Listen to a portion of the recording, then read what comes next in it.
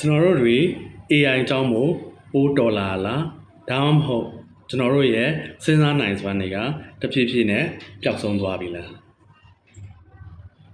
ဒီနေ့ခေတ်မှာ AI ကကျွန်တော်တို့ကိုယ်စား email တွေရေးပေးတယ်ကျွန်တော်တို့ကိုယ်စားပြဿနာတွေဖြေရှင်းပေးတယ်ဒါအပြင်ကျွန်တော်တို့ရဲ့ခံစားချက်တွေကိုပေါ့နော်ဒါတွေကိုနားလည်ပေးနိုင်မှုတော့ကူညီပေးနေပြီအခုဆိုရင် AI ကရိုးရိုးကိရိယာတွေမဟုတ်တော့ဘဲနဲ့ကျွန်တော်တို့နဲ့အတူစဉ်းစားပေးတဲ့အဖော်ကောင်းတစ်ယောက်တောင်ဖြစ်နေပြီအဲ့မှာဆိုရင်ကျွန်တော်တို့စဉ်းစားမဲ့အချက်တစ်ခုဖြစ်လာတယ်ပေါ့နော်အဲ့ဒါဘာလဲဆိုတော့ cognitive offloading cognitive offloading ဆိုတာကဘာလို့ဆိုတာလဲပေါ့နော်အဓိပ္ပာယ်ကတော့ကိုယ်တိုင်စဉ်းစားမဲ့အရာတွေကိုစက်ကိရိယာတွေကိုစဉ်းစားခိုင်းလိုက်တာပေါ့ဒါတွေကကျွန်တော်တို့အစ်စ်တော့မဟုတ်ဘူးပေါ့နော်ဟိုးငကူတဲ့ရှိပြီးသားတွေပါ for example ကျွန်တော်ဥပမာအနေနဲ့ဆိုရင်ကျွန်တော်တို့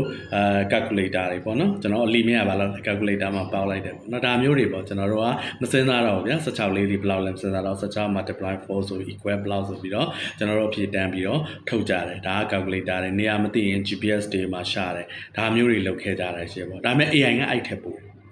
AI ကအဲ့ထက်ပိုAI ကဆိုရင်ကျွန်တော်တို့စီကလေးနဲ့တဲ့အတွေးခေါ်တွေဒီထွန်ဖန်တီးမှုတွေဆုံးဖြတ်ချက်ချတာတွေပါကျွန်တော်တို့က AI ကို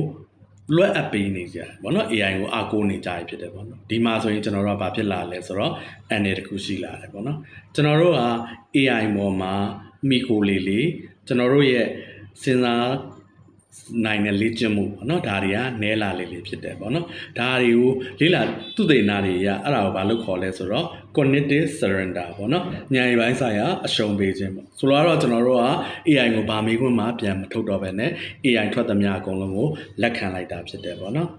ဒါပေမဲ့တခြားတစ်ဖက်မှာလည်း AI နဲ့ပတ်သက်စိတ်ဝင်စားတဲ့အရှိတယ်အဲ့ဒါဘာလဲဆိုတော့ AI ကကျွန်တော်တို့ကိုပုံမစွမ်းထက်အောင်ပုံမကောင်းမအောင်ဆောင်ရွက်ပေးတယ်တကယ်လို့ကျွန်တော်တို့ကဒီ AI ကိုနင်းမှန်လမ်းမှန်နဲ့သုံးချခဲ့မယ်ဆိုရင်ပေါ့ဒါ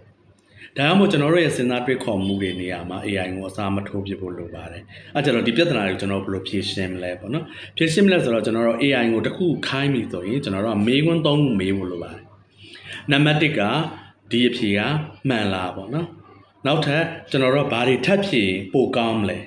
ဒါစဉ်းစားကျွန်တော်တို့ AI ထွက်ပေးလိုက်တဲ့မီတော့ဗနဲ့နောက်ထပ်ဘာတွေထပ်ဖြည့်ပိုကောင်းမလဲနောက်ကျတော့ဒါကိုကျွန်တော်ကလက်ခံလားမလက်ခံဘူးလားဘာတွေထပ်ဖြည့်ဖို့လို့မလဲဆိုတော့သုံးသက်ချက်မိခွန်း၃ခုကို AI ကိုပြန် AI ကအောက်ပို့တစ်ခုအဖြေတစ်ခုထွက်တိုင်းကျွန်တော်တို့ကစဉ်းစားဖို့လိုမယ်ဒါမှသာလေကျွန်တော်တို့ရဲ့စဉ်းစားနိုင်စွမ်းကို AI နဲ့အတူကျွန်တော်တို့ကပြန်လဲအသုံးချနိုင်တာဖြစ်တယ်ပေါ့နော်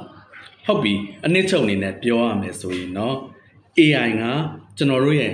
စဉ်းစားနိုင်စွမ်းဉာဏ်ရည်ကိုခိုးသွားတာမဟုတ်ဘူးကျွန်တော်တို့ကမစဉ်းစားရင်ဒါကျွန်တော်တို့ရဲ့ဉာဏ်ရည်ကဆုံးရှုံးသွားတာဖြစ်ပါတယ်မိတ်ဆွေတင်အတွက်အကျိုးရှိမယ်ဆိုရင်တော့ကျွန်တော်ရဲ့ဒီဗီဒီယိုလေးကို like share လုပ်ပေးဖို့တောင်းဆိုပါတယ်အားလုံးကိုကျေးဇူးတင်ပါတယ်ကျွန်တော်စိုင်းကိုစောပါ